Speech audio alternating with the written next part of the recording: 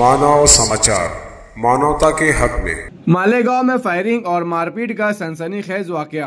पिस्तौल व तलवार के साए में खौफ व हिरास।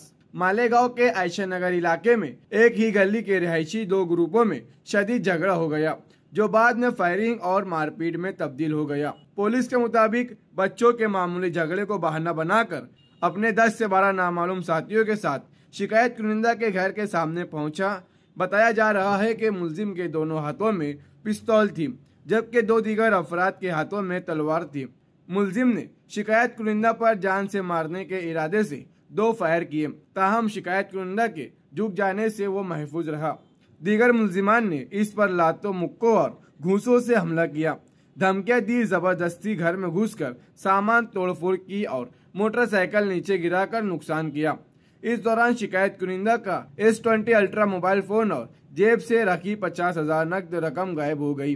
पुलिस ने मुकदमा दर्ज करके मजीद तहकीकात शुरू कर दी है। वाकये के बाद इलाके में खौफ और तनाव का माहौल है। इस मामले में अब तक महताब अली को गिरफ्तार किया गया है।